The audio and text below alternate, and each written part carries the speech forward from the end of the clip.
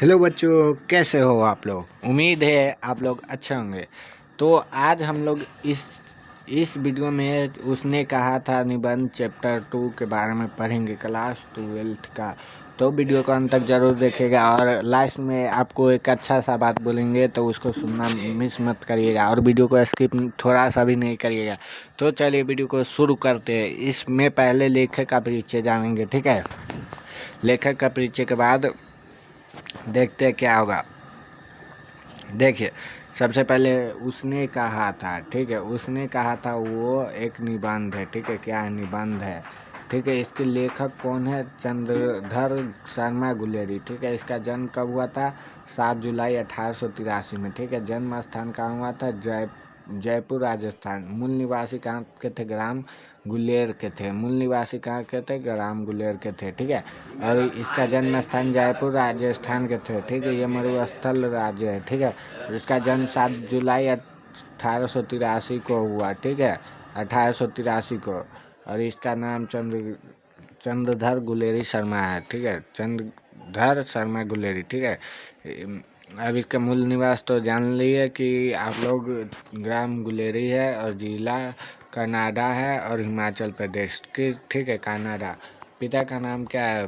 पंडित शिवाराम, ठीक है। शिक्षा कहाँ से हुई? बचपन की शिक्षा दीक्षा इसने संस्कृत की शिक्षा बचपन में संस्कृत के अध्यापक शिक्षा 1899 में कोलकाता विश्वविद्यालय से एंट्रेंस तथा मैट्रिक 1901 में। पूछेगा मैट्रिक कब किए? तो 1901 में किए, ठीक है। 1901 में मैट्रिक किए और कोलकाता विश्वविद्यालय में इंटरमीडिएट 1903 में इलाहाबाद विश्वविद्यालय के बीच रहा है, ठीक है। और वृत्ति पूछेगा इसका, तो वृत्ति 1904 में जयपुर के दरबार की ओर से क्षेत्रीय नावलिक राजा जयसिंह के अभिभावक के मानकर मेयो कॉलेज में आमजेर रहे। जयपुर भवन के छात्र अधिनिवास 1916 में संस्कृत विभाग के अध्यक्ष अंतिम वरदान रहे, ठीक है। और मेहनत मानवीय थे, ठीक है। मेहनत जो थे इसका बहुत ही अच्छा था, मालवीय था। निमंत्रण पर बनारस हिंदू विश्वविद्यालय में पश्चात प्रोफेसर और कंधे पर पीठ उठाए, ठीक है।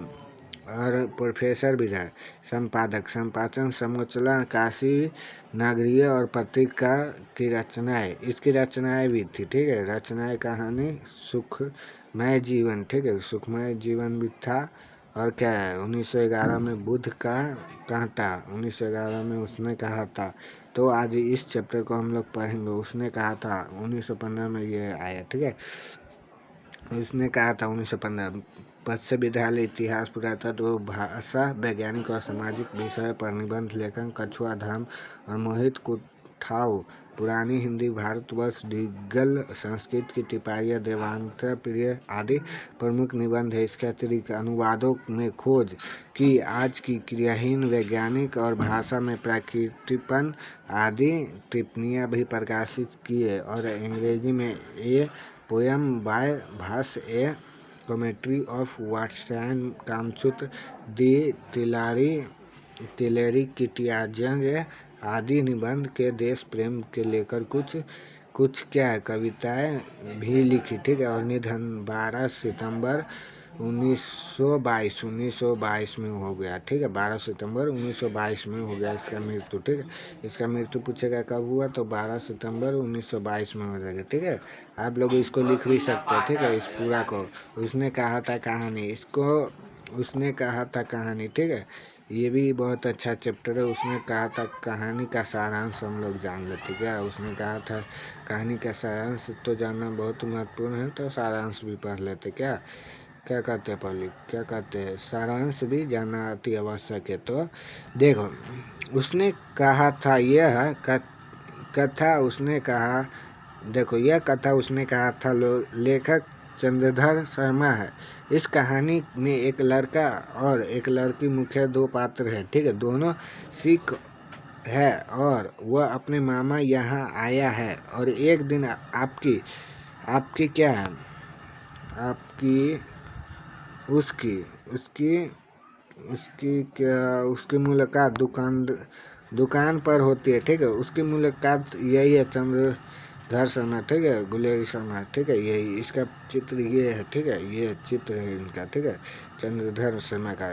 देखो अब क्या बोला है, मुलाकात दुकान पर होती है, ठीक है, मुलाकात क्या होती है, दुकान पर, ठीक है, और उसी दिन दोनों के बीच प्रेम का बीजारोपण हो जाता है, ठीक है, और पर होना ही तो कुछ और थी, ठीक है। लड़की की शादी सूबेदार हजारी सिख से हो जाती है, ठीक है, सूबेदार हजारा सिंह उसने बेटा फ्रांस में फौज में भरते है, ठीक है, मतलब कि सूबेदार का हजार सिंह उसका बेटा फ्रांस में फौज के भर्ती में, ठीक है।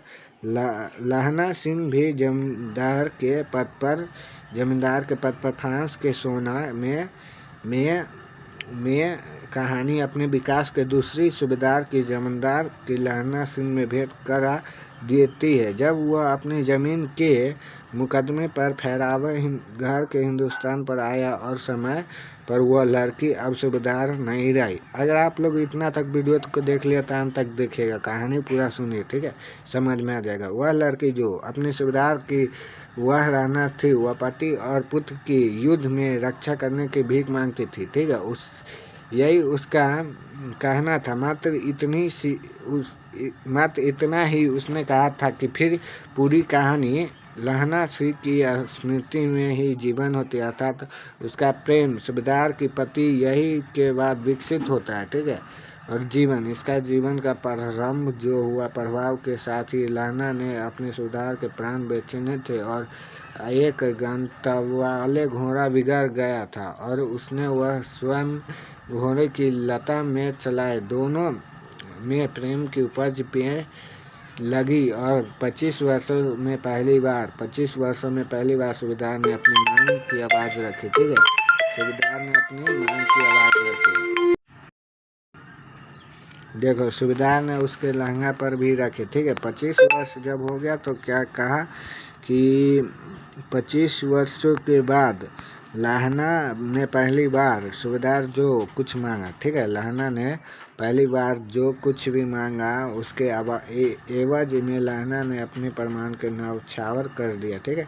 हजार सिंह ने बौद्ध और समझ गया और लहना के स्थल पर ज़्यादा सूबेदार भी लहना पर रहते थे, ठीक है, और सूबेदार ने मात्र इतने ही कहा था कि तुमसे मांगा और घोड़े पर मेरे प्राण बचाए थे और अब मैं उसके पति पुत्र दोनों को सौंप रही हूँ, ठीक है। आंचल पर सरकार तुमसे यही मांगती हूँ कि तुम उन दोनों की रक्षा करना। लहना ने अपनी भीख रूपी और माथे पर चढ़ा लिया था और अंततः इसी की खातिर अपने वह प्राण देकर उसने कहा था सैदाब करना पड़ा। समस्त घटनाक्रम में कथाकार ने विकास लहना के स्मृति रूप में कहा था और दृष्टि के रूप में इस कहानी के यथार्थ भूमि के आदर्श प्रतिष्ठा की गई। लहना के व्यक्तित्व में इतनी सर्जिती हो गई और उसके प्रेम वर्णा भी लेस नहीं थी। एक सैनिक की तरह लहना ने अपने दिए गए वचन की रक्षा निजी प्राण किए थे और ऐसे प्रेम के में मधुर प्रेम की संज्ञा प्रदान करते हैं, ठीक है। और सूबेदार हजार थे, क्या बोल रहे हैं, देखो सूबेदार हजार बचपन के समाधि किरत श्री वाहन, ठीक है, मतलब कि सूबेदार हजार श्री किरत वजीर श्री बोध गाया बच्चन विधि पुष्प का चरित्र साथ ही धीरता गंभीरता यथार्थ पालन ही भाव कुटफुट कर भरी रहती है और निरंतर लघुतरीय प्रश्न निधाया, ठीक है।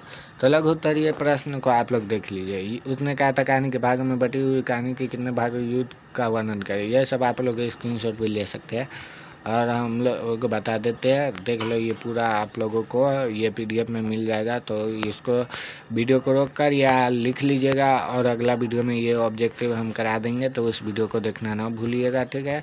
और पिछला अगर वीडियो आप लोग बातचीत चैप्टर का नहीं देखे तो वो भी वीडियो जाकर मेरा देख लीजिए, बना चुके हैं यूट्यूब पर हम लोग, तो उसको भी जाकर एक बार देख लीजिए ताकि आप लोगों को फ़ायदा हो सके, ठीक है। तो दोनों वीडियो जाकर देख लीजिए, वॉच कर लीजिए ताकि आप लोगों को पूरा समझ में आ जाए, ठीक है। तो मिलते हैं अगले वीडियो में, जब तक के लिए जय हिंद।